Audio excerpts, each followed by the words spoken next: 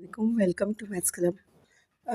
आज जो है हम क्वेश्चन नंबर 3 सॉल्व करेंगे एक्सरसाइज 5.1 का, जो कि एलसीएम निकालना है। ठीक है, किससे? फैक्टराइजेशन मेथड से। एलसीएम का मतलब क्या होता है बच्चों? एलसीएम का मतलब क्या होता है? L for least, C for common और एम फॉर मल्टीपल, यानी लीस्ट कॉमन मल्टीपल आपने निकालना है। ऐसा नंबर होता है लीस्ट कॉमन मल्टीपल जो कि दिए हुए पोलिनोमियल्स को डिवाइड आराम से कर देता है। ठीक है, इसको हम सॉल्व करते हैं फैक्टराइजेशन के ज़रिए। तो 27A4B5C²। फैक्टराइजेशन में वैसे ही करते हैं कि इनके एलसीएम यानी फैक्टर कर लेते हैं, जैसे टेबल पढ़ के। तो 27 का क्या हुआ? 3 3 ज़ा 9, 9 3 ज़ा 27। A4 4 टाइम्स लिख लिया, B को 5 टाइम्स लिखा और C को 2 टाइम्स।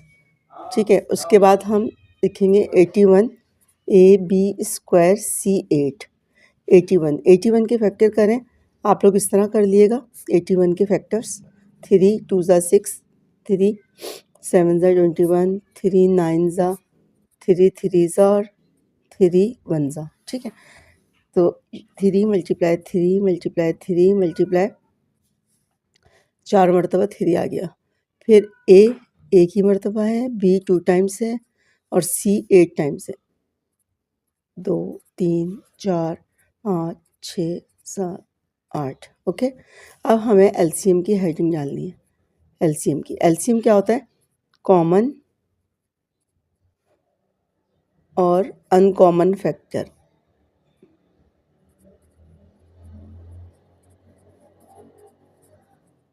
यानी उसमें हम एचसीएफ में क्या लिखते थे? सिर्फ कॉमन। यहाँ हमें दोनों लिखने हैं। पहले कॉमन देख लीजिए, कॉमन क्या क्या है।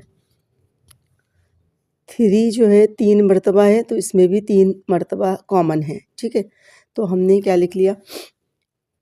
3 मल्टीप्लाई 3 मल्टीप्लाई 3। उसके बाद कॉमन क्या है? ए कॉमन है। पहले कॉमन को आप ऐसे टिक कर दें, ए कॉमन है। और अनकॉमन कितने बचे? 3 ए और बचे, अनकॉमन भी लिख लिया। उसके बाद बी कॉमन कितना है?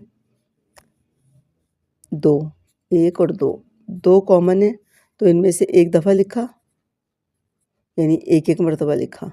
फिर 3 मरतबा अनकॉमन है, वो तीनों लिख दिए।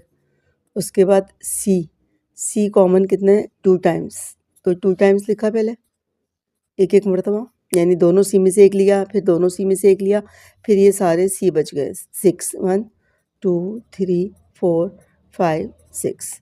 अब आपने सबको मल्टीप्लाई कर दिया। 3 3 ज़ा 9, 9 3 ज़ा 27। ए की पावर सब आपने मर्ज कर ली, तो सारी 1 1 1, तो ए की पावर 4 हो गई। बी कितने टाइम्स है? 1 2 3 4 5, बी 5 हो गया और सी 1 2 3 8 टाइम्स हो गया। ठीक है, तो ये हमारा क्या आ गया? एलसीएम। अच्छा, यहाँ पर भी हमें एक और 3 लिखना है ना, अनकॉमन, तो 81 आएगा। सही है, 81 अनकॉमन और अनकॉमन दोनों हैं, तो 81 आया।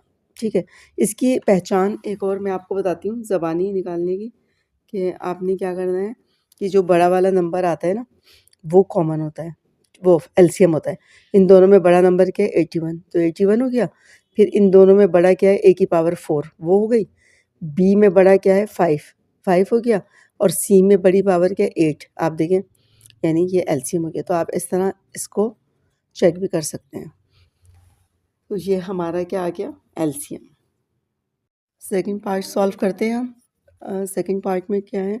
यहाँ सॉल्यूशन लिखा, उसके बाद मैंने 24 p² q³ और r4 के फैक्टर किए। तो 24 के फैक्टर्स क्या हो गए? 2 2 ज़ा 4, 4 3 ज़ा 4 2 ज़ा 8 और 8 3 ज़ा 24। आप वैसे कर लीजिएगा जिस तरह करते हैं, यानी एलसीएम की तरह। ठीक है, क्यू की पावर हमने 3 मरतबा लिखी, आर 4 टाइम्स लिखा। फिर उसके बाद है 104 p5 q4 r5। इसके हमने फैक्टर कर लिए 104 के, क्या फैक्टर हुए इसके? हुए 2 2 ज़ा 4, 4 2 ज़ा 8 और 8 13 आएगा। सही है, 13। फिर उसके बाद P5 5 मरतबा लिखा, Q को 4 टाइम्स लिखा, 4 है पावर तो 4 टाइम्स लिखेंगे, और R को भी 5 टाइम्स लिखा। उसके बाद हमारे पास है 300 P की पावर 3 Q R 8। आपको मैंने बताया था कि ये वाले पार्ट जो हैं पेपर में नहीं आते, सिर्फ MCQs में आते हैं, और लेकिन MCQs में बहुत छोटा नंबर होता है तो आप इजीली उसको ज़बानी सॉल्व कर सकते हैं। ठीक है, इसके फैक्टर मैंने कर लिए 2 2, उसके बाद 3 5 5। ठीक है, ये हमने इसके फैक्टर किए। P की पावर हमने 3 टाइम्स लिखा, Q 1 मरतबा और R 3 टाइम्स। फिर उसके बाद लीस्ट कॉमन मल्टीपल, क्या फॉर्मूला होता है? कॉमन और अनकॉमन दोनों हमने लिख लिए, कॉमन और अनकॉमन। कॉमन देखें कौन कौन से फैक्टर हैं, कॉमन पे पहले टिक कर लें। अच्छा, कॉमन देख रहे थे हम, तो 2 एक कॉमन, ये कॉमन 2 आ गया। फिर उसके बाद क्या है, दूसरा 2 कॉमन है, दूसरा 2 आ गया। उसके बाद यहाँ पर कॉमन क्या है, नंबर में कॉमन कोई भी नहीं है। उसके बाद हम कॉमन निकालेंगे P। P कितने कॉमन है? ज़ाहिर सबसे कम 2 हैं तो 2 ही सब में से कॉमन निकालेंगे। 2 P कॉमन आ गए। इसके बाद Q की पावर सबसे छोटी क्या है? 1। एक Q कॉमन है, सब में से एक Q निकाल लिया एक दफ़ा। उसके बाद हमारे पास R की सबसे स्मॉल पावर 3, तो 3 R कॉमन है, 1 2 3, तो 3 टाइम्स लिख लिया। पहले कॉमन लिख लो, फिर अनकॉमन लिख लो। अनकॉमन क्या है, क्या क्या बच गए थे हमारे पास? इसमें 2 बचा था। अच्छा, इसमें से 2 और कॉमन है, यानी 2 2 के पेयर भी बना सकते हैं और 3 से एक साथ भी पेयर बना सकते हैं। 2 2 कॉमन है तो एक 2 और कॉमन था, एक 2 और कॉमन था। और अनकॉमन में क्या है, 13 बच रहा था, 13। और अच्छा 3 का भी तो कॉमन है, 3 यहाँ पे लिख लेते हैं, कोई फ़र्क नहीं पड़ता, 3। अच्छा 5 2 हैं, तो इसमें से हमने 2 एक साथ यानी कॉमन नहीं ले सकते, यूँ पेयर में से ले सकते हैं, तो दोनों 5 लिखने पड़ेंगे। ठीक है, यानी 13 बचा और 2 5 बचे, ये हमने अनकॉमन में लिख लिया। फिर 2 Q बचे, यानी पहले P को लिख लेते हैं। P हमारे पास कितने बचे थे? P का इन 2 में से कॉमन निकाला तो 1, और इसमें से बचा, इन दोनों में से एक 2 का पेयर बन गया था, तो एक P यहाँ पर भी आएगा, एक और यहाँ पे एक P बच गया, 2 P बच गए। फिर Q जो है, इन दोनों में से हमने कॉमन निकाला, इसमें से और इसमें से, तो एक Q और आया इधर। फिर इसमें से और इसमें से कॉमन निकाला तो एक Q और आया, और एक Q इधर बच गया। ठीक है, फिर उसके बाद R ये और ये भी कॉमन हो गया, तो ये 2 3, और इसमें से 3 R तो कॉमन हो ही गए थे, तो 2 R हमारे पास, 3 R बच गए, ये तीनों 1 2 3, ये तीनों R बच गए। तो क्या हो गया हमारे पास अब कॉमन और अनकॉमन, पहले इनको मल्टीप्लाई करते हैं। 2 2 ज़ा 4, 4 2 ज़ा 8, और 8 3 ज़ा 24, और P की पावर 1 2 और 3, P की पावर 3, और Q की पावर 1 2 3, और R की पावर 1 2 3। और अच्छा 2 2 में से कॉमन इसमें और निकला था 2, ये इसमें से कॉमन हो गया और एक इसमें से हो गया, तो R हमारे पास क्या हुआ? अच्छा, यहाँ 8 है इसकी पावर, तो इस यहाँ पर क्या हुआ, 3 नहीं है, ये 8 है। 3 5 6 7 8, तो इसमें देखें कितने कॉमन आ गए, 1 2 3 4, 4 तो सबके कॉमन आ गए, 1 2 3 4, 4 सबके आ गए, 1 2 3 और ये 4, और फिर 2 में से एक और कॉमन आया, 2 में से एक कॉमन, सही है, 2 में से एक कॉमन और आ गया, तो ये R की पावर 5। ठीक है, ये हो गया हमारे पास कॉमन का मल्टीपल। और अनकॉमन क्या है?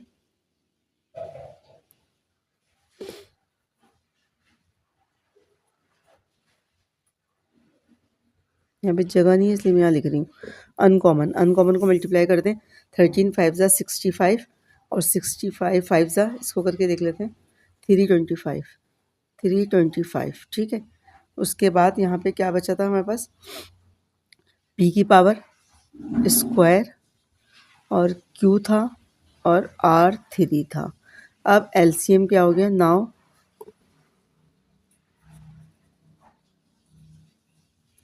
एलसीएम हमारे पास आ गया, ये दोनों को मल्टीप्लाई किया 24 p3 q3 r5 multiply uncommon क्या है 325 p स्क्वायर QR3 दोनों को मल्टीप्लाई कर दें। 24 को कैलकुलेटर यूज़ करें, मल्टीप्लाई करें 7800 आएगा।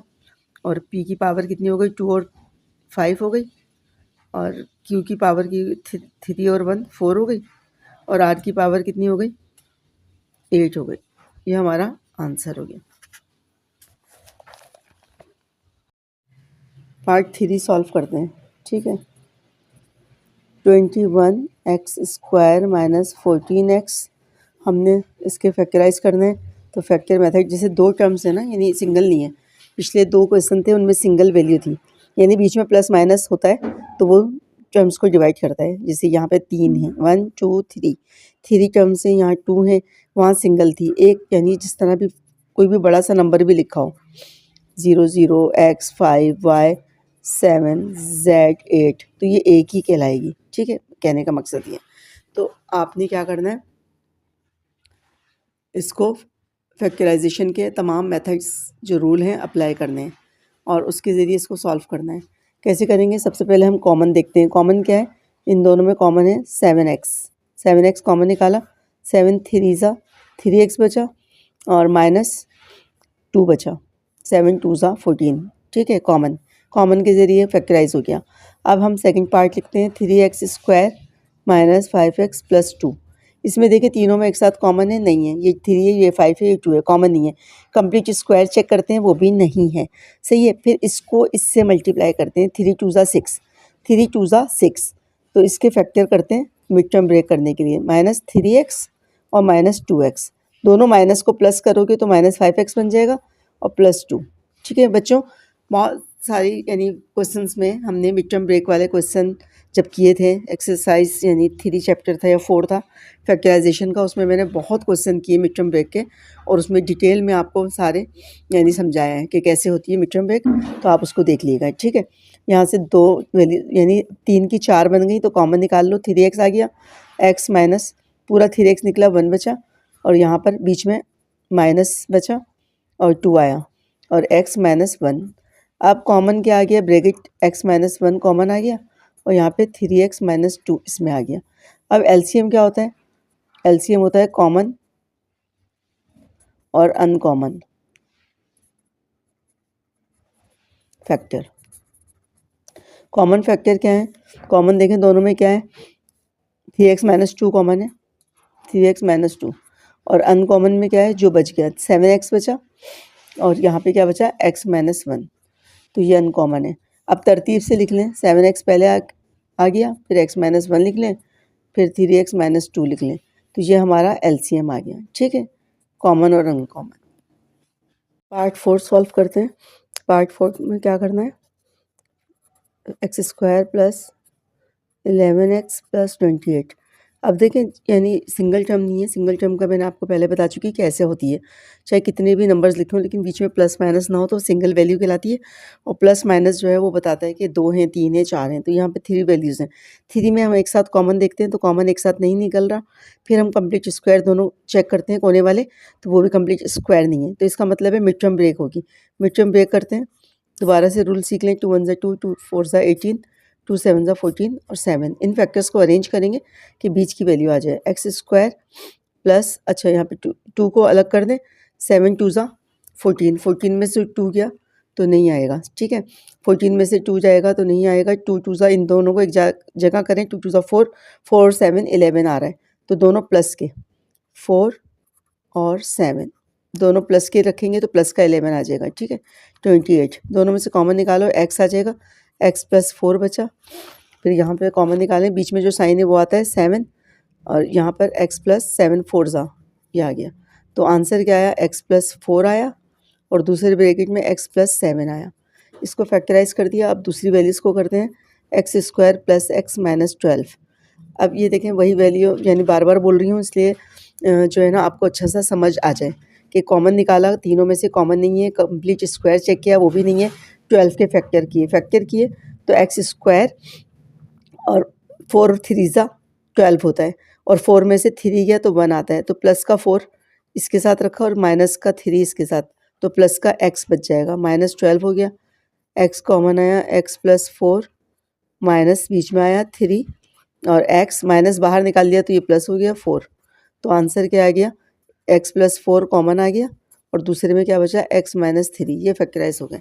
तो एलसीएम क्या हो गया, कॉमन इनमें क्या है, कॉमन फैक्टर इसमें x प्लस 4 है, पहले कॉमन लिख लिया, और अनकॉमन क्या है, दोनों जो बचे हैं वो अनकॉमन है, ये लिख दिया x प्लस 7, ये आंसर हो गया, ठीक है, कॉमन और अनकॉमन। तो एमसीक्यूज़ में आ रहा होता है, आप देख लीजिएगा इसको, एमसीक्यूज़ में ये यानी शॉर्ट में आ रहे होते हैं, जो सिंगल वैल्यूज़ हैं उसके। 5 सॉल्व करते हैं, 6x square plus 11x plus 3, ठीक है, वही कॉमन देखें, तीनों में से कॉमन नहीं है, कंप्लीट स्क्वायर देखें, दोनों को कंप्लीट स्क्वायर नहीं है, फिर इन दोनों को मल्टीप्लाई किया, 3 6 ज़ा 18, 18 के फैक्टर करें, 2 9 ज़ा 3 3 ज़ा और 3 1 ज़ा, इनको अरेंज करते हैं, 6x स्क्वायर पहली वाली वैल्यू वैसे लिखते हैं, 3 3 ज़ा 9, 9 में 2 प्लस करें तो 11 आ रहा है, 9 में 2 प्लस करें, 6x स्क्वायर 3 3 ज़ा 9, 9x प्लस 2x, बीच में 11x आ जाएगा, प्लस 3, कॉमन निकालें, 3x कॉमन आया, 3 2 ज़ा 6, x बचा प्लस 3 3 ज़ा 9, ठीक है, इन दोनों में कॉमन निकाला तो कुछ नहीं है कॉमन, तो 1 होता है, 2x प्लस 3। अब क्या आ गया answer, 2x plus 3 bracket common है और 3x प्लस 1 ये बाहर वाले लिख लिए। अब दूसरे का हम फैक्टराइज करते हैं, 2x square minus 5x minus 11, 11 2 ज़ा 22, 22 को करके देखते हैं, 2 1 ज़ा 2 1 ज़ा 11 1 ज़ा, 11 में से 2 क्या, 11 में से 2 गया तो 9 आता है, प्लस करें 13 आता है, हमें 5 चाहिए, तो इसके कोई फैक्टर नहीं बन सकते, तो नो फैक्टर लिख देंगे, सही है। लास्ट वाला 3x square minus 11x minus 4, तीसरे वाले को फैक्टराइज करके देखते हैं, तीसरे वाले में क्या है, 3 4 ज़ा 12, 3 4 ज़ा 12, 2 2 ज़ा 2 1 ज़ा, आपस में अरेंज करके देखते हैं, 3x स्क्वायर माइनस 11 चाहिए हमें, तो 3 2 ज़ा 6, 4 3 ज़ा 12, क्वेश्चन मैंने सही उतारा है, ठीक है। अच्छा, 3 2 ज़ा 6, 6 2 ज़ा 12, 12 में से 1 गया 11 आ जाएगा, तो माइनस का 12x और प्लस का x, तो माइनस का 11 आ जाएगा, ठीक है, माइनस 4, कॉमन निकालें, इन दोनों में से 3x आ गया, तो x माइनस 4 बचा, प्लस 1 आया, इन दोनों में कॉमन कुछ नहीं है तो x माइनस 4 बचा, दोनों ब्रैकेट एक जैसे आ गए, इसका मतलब है हम सही कर रहे हैं, तो x माइनस 4 कॉमन और दूसरे में 3x प्लस 1, ठीक, तो एलसीएम क्या आ गया, देयरफॉर एलसीएम हमारा आ गया, कॉमन क्या है इन दोनों में देखिए, कॉमन कॉमन कॉमन है 3x प्लस 1, 3x प्लस 1 है, और अनकॉमन क्या है, ये बचा, और जिसके फैक्टर नहीं हुए वो पूरा बच गया, 2x square minus 5x minus 11, ठीक है, तो ये हमारा क्या हुआ आंसर, नो फैक्टर है तो इसका मतलब है यही रहेगा, 2x माइनस 5x माइनस 11, तो ये अनकॉमन में आ गया, ये हमारा एलसीएम आ गया। ओके, आई होप आपको समझ में आ गया होगा, बहुत इजी से हैं, सिर्फ फैक्टराइजेशन करनी है और उसके बाद कॉमन और अनकॉमन निकालना है, तो वो एलसीएम हो जाएगा। पार्ट सॉल्व करते हैं,